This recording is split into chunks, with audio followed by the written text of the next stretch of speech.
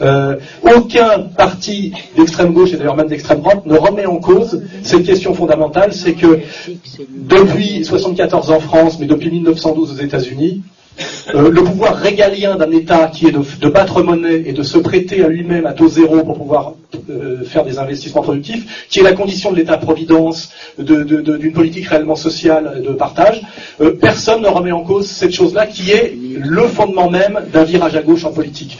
D'où vient la fin de l'État-providence en France? D'où viennent les inégalités et l'hyperendettement de la France? Uniquement parce que la France, comme les autres pays d'Europe avant, empruntait pour ses investissements propres à taux zéro à elle-même, et c'était remboursé par la création de valeur ajoutée et le dynamisme économique. Aujourd'hui, elle est obligée par des lois scélérates, qui sont les trahisons de nos élites, d'emprunter sur le marché privé, aux banques privées, au taux d'intérêt imposés par les banques. Et cette seule différence qui est fondamentale fait que d'un seul coup, on passe d'une politique de partage et d'une politique sociale à une politique d'appauvrissement, de paupérisation et d'inégalité. Or, vous verrez jamais Besancenot parler de ça.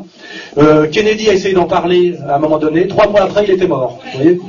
Hein, c'est pareil, sur Internet, vous trouvez tout ça, des vidéos sur l'argent-dette, des vidéos sur l'histoire de la privatisation de la réserve fédérale américaine.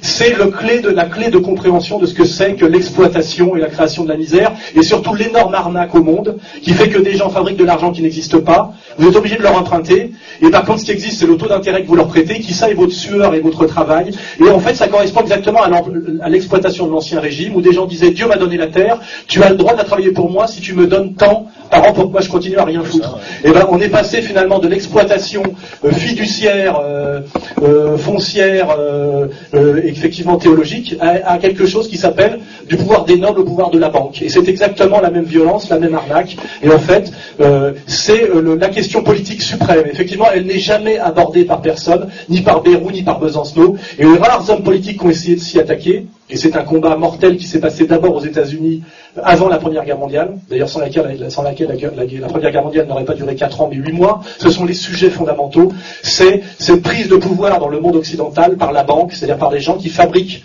quelque chose qui n'existe pas, qui est du papier-monnaie, mais qui ont le droit, qui est un privilège politique qu'ils se sont donné eux-mêmes, de racketter la terre entière par le taux de profit. Voilà. Prix Nobel d'économie.